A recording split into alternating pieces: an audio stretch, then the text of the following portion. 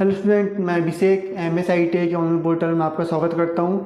आज हम देखेंगे इलेक्ट्रिशियन थ्योरी के एक बहुत इंपॉर्टेंट टॉपिक जिसका नाम है प्रतिरोध, जिसको इंग्लिश में बोलते हैं रेजिस्टेंस। तो आज मैं आपको रेजिस्टेंस के बारे में बहुत डीपली अच्छे समझाऊंगा। मुझे उम्मीद है वीडियो देखने के बाद आपको रेजिस्टेंस के बारे में जितने भी डाउट होंगे सब क्लियर हो जाएंगे। इसके बाद भी अगर वीडियो पूरी देखने के बाद कोई भी क्वेश्चन आपका बचता है तो नीचे कमेंट बॉक्स में कमेंट कर सकते हैं, उसका आपको रिप्लाई जरूर मिलेगा। तो चलिए वीडियो स्टार्ट करते हैं। ये हेडिंग क्या है आपकी, प्रतिरोध, जिसको इंग्लिश में बोलते हैं रेजिस्टेंस।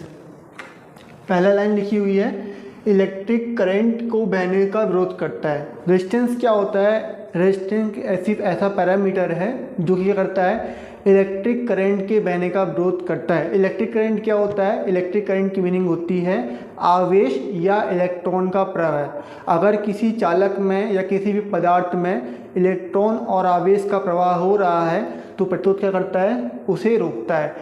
करंट कैसे बहता है? करंट बहाने के लिए दो चीज़ जिम्मेदार होती हैं, या वो हो सकता है वो इलेक्ट्रॉन हो या हो सकता है वो आवेश हो। अगर मैं आवेश बोल रहा हूँ, जिसको इंग्लिश में क्या बोलते हैं, चार्ज बोलते हैं, तो आवेश मतलब पॉजिटिव भी होगा और नेगेटिव भी होगा। और अगर मैं इलेक्ट्रॉन बोल रहा हूँ तो इलेक्ट्रॉन मतलब होता है नेगेटिव चार्ज, जो कि आपको पता है।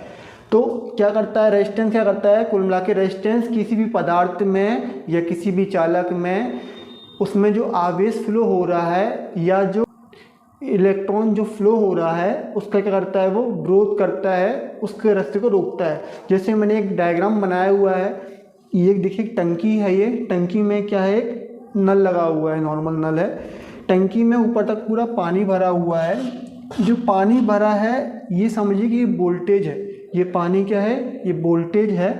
और जो नल से जो ये पानी की मात्रा निकलेगी ये कहलाएगी करंट। और जो बीच में जो बल्ब है जो आप घुमा के नल को ओपन या क्लोज करते हैं, ये है एक रेजिस्टेंस है। इसका मतलब ये समझिए आप कि पानी तो बहुत सारा भरा है पर पानी पूरा नहीं निकलेगा। पूरा पानी क्यों नहीं निकलेगा? क्योंकि जो बीच में जो रेजिस्टेंस है ये क्या करता है, इसका विरोध करता है, इसके बहने का विरोध करता है। तो ये जो यहाँ से पानी बह के यहाँ से निकलेगा ये कहलाएगा आपका क्या, करंट। अगर ये अपन बॉल बंद कर देंगे तो यहाँ से यहाँ पानी नहीं आएगा, मतलब धारा जो है वो नहीं बहेगी। इसका मतलब ये कि जो रेजिस्टेंस होता है वो धारा के प्रवाह का क्या करता है, विरोध करता है। सेकंड पॉइंट देखते हैं, इसकी इकाई। इकाई मीन्स होता है इंग्लिश में यूनिट। इसकी इकाई क्या होती है? इसकी इकाई होती है ओम। इसकी इकाई क्या होती है? ओम होती है। ओम क्यों बोलते हैं? जो ओम है ये ग्रीक भाषा का लेटर है, ग्रीक लैंग्वेज का एक लेटर है।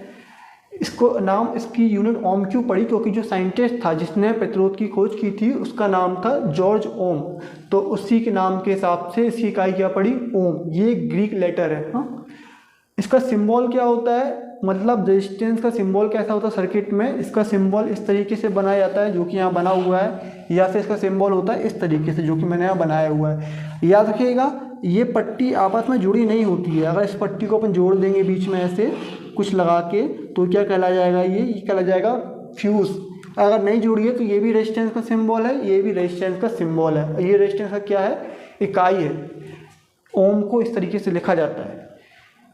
लास्ट पॉइंट लिखा है जीरो नहीं हो सकता। इसका मतलब ये है, मैं ये लिखाना चाह रहा था कि इस दुनिया में ऐसा कोई पदार्थ नहीं है जिसका प्रतिरोध जीरो हो। कोई पदार्थ है उसका प्रतिरोध कुछ ना कुछ होगा ही। इस दुनिया में पॉसिबल नहीं है कि किसी पदार्थ का प्रतिरोध जीरो हो। अगर ऐसा पॉसिबल होता तो हमें बिजली बनाने की जरूरत नहीं पड़ती। बिजली एक बार बनाते, वो बिजली लाइफ टाइम तक, अनंत काल तक वो बिजली जो है वो यूज़ में होती रहती। क्योंकि इस दुनिया में सभी पदार्थ का कुछ ना कुछ प्रतिरोध होता है, किसी का कम किसी का ज़्यादा, इसलिए हमें रेगुलर बिजली बनाने की जरूरत पड़ती है। अब आगे देखते हैं कुछ चीज़ें। देखिए रेजिस्टेंस का फॉर्मूला होता है, ओम का नियम की बात नहीं कर रहा हूँ मैं, यहाँ रेजिस्टेंस का मैं एक फार्मूला बता रहा हूँ आपको। फार्मूला होता है R बराबर रो L अपॉन ए। मैं आपको डिस्प्ले में भी शो करा दूंगा क्या फार्मूला होता है। फार्मूला होता है R बराबर रो L अपॉन ए। जहाँ रो है, इस रो को बोलते हैं सिंबल रो। ये रो है, ये भी एक ग्रीक लेटर है। रो का मतलब होता है प्रतिरोधकता। प्रतिरोधकता मैं आपको डिस्प्ले करा दूंगा, परेशान मत होइए आप। रो बराबर होता है प्रतिरोधकता। एल मीन्स होता है लंबाई। किसकी लंबाई? पदार्थ की लंबाई, चालक की लंबाई।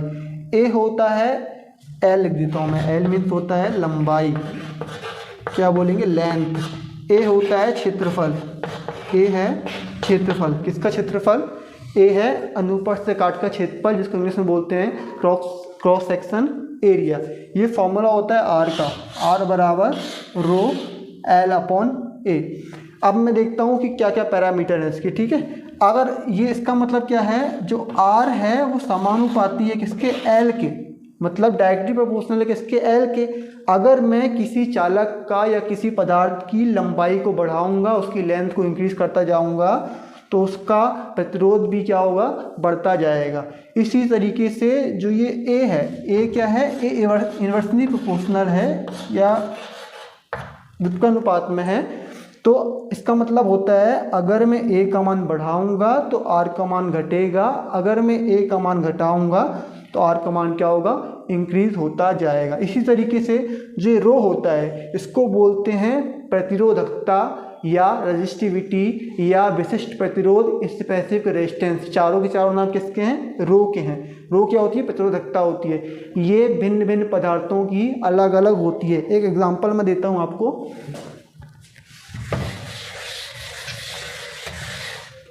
एक एग्जांपल लेते हैं। ये मेरा एक चालक है, ये मेरे कंडक्टर है, एक तार है, मान लीजिए किसकी है, ये आयरन की है, लोहे की है, Fe की है। माना मैंने इसकी लंबाई कितनी है, इसकी जो लेंथ है वो कितनी है, 1 मीटर इसकी लेंथ है।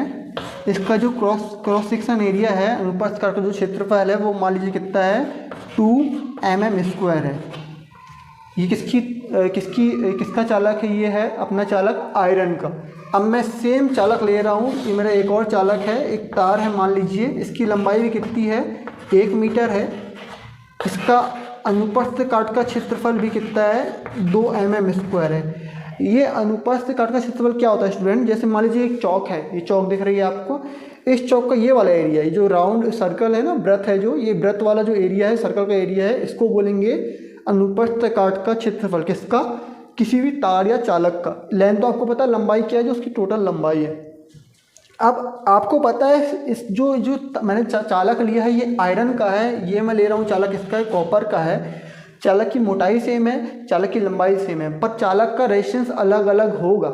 देखिए लंबाई भी सेम है और अनुप्रस्थ काट का क्षेत्रफल भी सेम है, इसकी भी लंबाई सेम है, अनुप्रस्थ काट का क्षेत्रफल या क्रॉस सेक्शन एरिया भी क्या है, सेम है, पर इनका प्रतिरोध अलग अलग होगा। ऐसा क्यों, ऐसा इसलिए क्योंकि एक चीज़ होती है रो, जिसको अपन बोलते हैं प्रतिरोधकता। मैंने आपको भी बताया, जो रो होता है वो इस दुनिया में प्रत्येक पदार्थ का अलग अलग होता है। वो जो रो का मान है, जो प्रतिरोधकता का मान है, वो डिपेंड करता है पदार्थ पे कि पदार्थ क्या है। वो पदार्थ चांदी है, सोना है, कि आपका आयरन है, कॉपर है, या कोई कुछ अलग पदार्थ है। वो डिपेंड करता है रो का मान पदार्थ पे कि पदार्थ वो क्या है, पदार्थ की प्रॉपर्टी क्या है। जैसे चांदी है, उसका रो बहुत कम होता है, चांदी की प्रतिरोधकता सबसे कम होती है, तो चांदी का प्रतिरोध क्या होगा, ऑटोमेटिक सबसे कम होगा।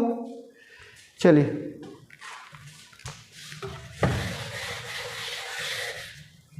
अब मैं सेम चीज़ कर रहा हूँ, देखिएगा। ये मैंने एक बैटरी लगाई प्लस का, ये मैंने लगाया माइनस का टर्मिनल, यहाँ मैंने एक लगा दिया, ये मैंने एक बल्ब लगा दिया। ये क्या है, एक बल्ब है, ये क्या बल्ब है, ये बैटरी का प्लस है, बैटरी का माइनस है, करंट प्लस से माइनस बहता है। ये जॉइंट जुड़ा नहीं है। इस जॉइंट में क्या कर रहा हूँ मैं, इस जॉइंट पे मैंने एक चालक लगाया। वो चालक किसका है, लोहे का है, लोहे का चालक है, जो मैंने अभी डायग्राम बनाया था ना, वो चालक है। इस चालक की लंबाई, मोटाई सेम है कॉपर वाले से, जो मैंने आपको बताया था। अब आप एक बात बताइए, ये जो बल्ब है, देखिए अभी मैंने क्या लोहे का लगाया है, मैं सेम डायग्राम बना रहा हूँ, प्लस है, ये माइनस है।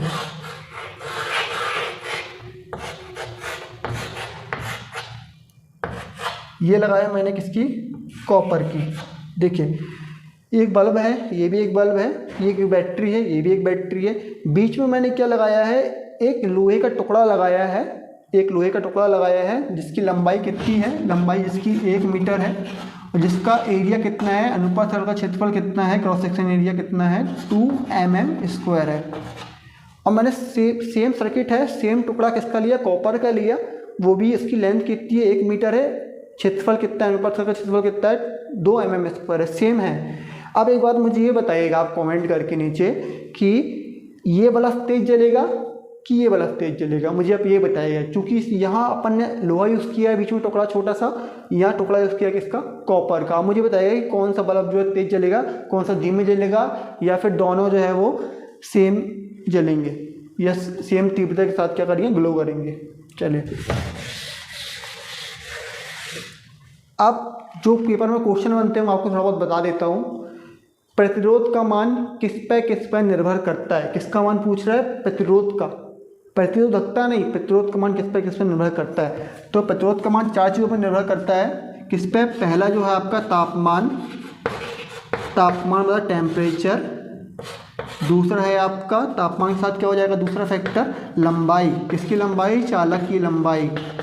तीसरा क्या हो जाएगा फैक्टर, चालक का अनुप्रस्थ काट का क्षेत्रफल, अनुप्रस्थ क्रॉस सेक्शन एरिया, जिसको क्या बोलते हैं, अनुप्रस्थ काट का क्षेत्रफल जो है ए है, ये क्या है एल है, ये क्या है टेम्परेचर मतलब टी है। एक और चीज़ क्या हो जाएगी आपकी रो, रो क्या है प्रतिरोधकता, प्रतिरोधकता, जिसको क्या बोलते हैं रजिस्टिविटी, रजिस्टिविटी। जो आर का मान है, प्रतिरोध का मान है, वो इन चारों चीज़ों पर निर्भर करता है। तापमान पर निर्भर करता है, चालक की लंबाई पे, चालक का क्रॉस सेक्शन एरिया कितना है उस पर डिपेंड करता है, और रो चालक का पदार्थ कैसा है, वो चालक का जो पदार्थ है वो चांदी है कि सोना है कि कॉपर है कि लोहा है, क्या है वो, उस पर डिपेंड करता है। और अगर आपसे क्वेश्चन पूछा जाए कि जो किसी पदार्थ की प्रतिरोधकता या किसी चालक की प्रतिरोधकता किस पर निर्भर करती है, सुनिए ध्यान से मैं क्या बोल रहा हूँ, मैं बोल रहा हूँ प्रतिरोधकता। तो प्रतिरोधकता निर्भर करती है केवल और केवल पदार्थ के प्रकार पर, उसको ना तापमान से कोई लेन देना है, उसको ना लंबाई से, ना आपके क्षेत्रफल से, उसको सिर्फ लेन देना है किससे, पदार्थ के प्रकार से। अगर पेपर में क्वेश्चन बनता है कि प्रतिरोधकता किस पर निर्भर करती है, तो केवल और केवल निर्भर करती है किस पे, पदार्थ के प्रकार पर, कि वो पदार्थ का प्रकार क्या है। इस दुनिया में अलग अलग पदार्थ की प्रतिरोधकता अलग अलग होती है। और अगर आपसे पूछे प्रतिरोध किस पर निर्भर करता है, तो प्रतिरोध निर्भर करता है इन 4 चीज़ों पर जो मैंने आपको बता दी। और मैं आपको कुछ चीज़ें डिस्प्ले करा दूंगा बीच में कि जिससे आप क्लियर हो जाए कि जो अपना जो प्रतिरोध है वो कैसे काम करता है, वो किसका विरोध करता है। इस तरीके से मैं आपको कुछ डिस्प्ले में लास्ट में कुछ पिक्चर से डिस्प्ले करा दूंगा जिससे आपको सब क्लियर हो जाएगा। तो मुझे उम्मीद है वीडियो आपको पसंद आया होगा, और वीडियो पसंद आए तो वीडियो को भी लाइक कीजिएगा और दोस्तों के साथ शेयर जरूर कीजिएगा। Thank you for watching.